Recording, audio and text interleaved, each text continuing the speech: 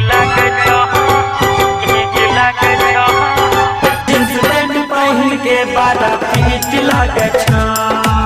Music by Dinanath शास्त्री। छोटी बहिनिया बड़ा नीक लागे छो।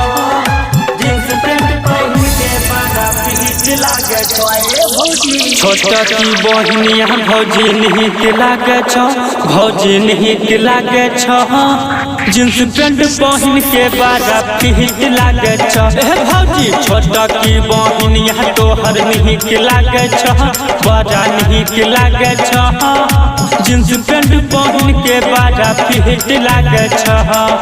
छोटा की बहिनिया बड़ा नीक लागे छो। छोटा की बहिनिया बड़ा नीक लागे छो।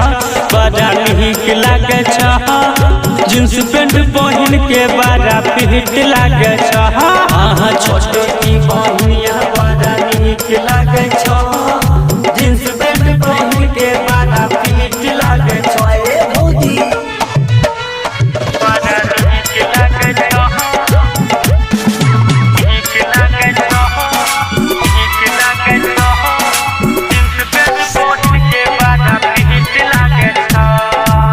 जहिया से भौजी ओकरा देखलिए।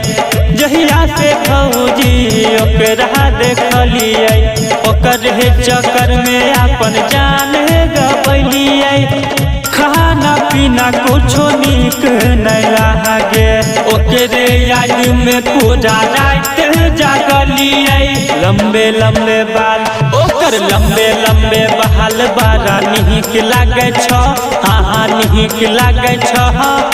जींस पैंट पहिन के बड़ा फिट लागे छो।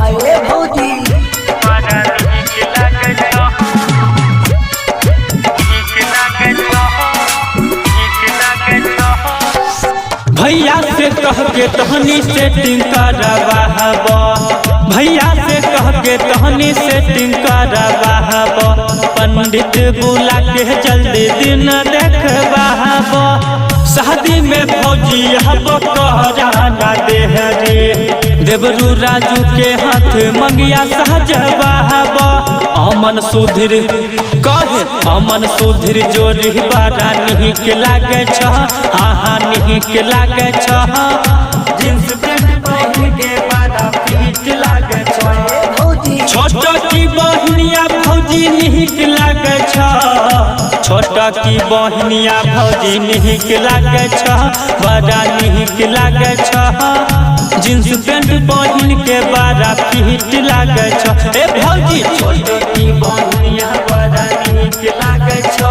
हाँ नीक लागे छो।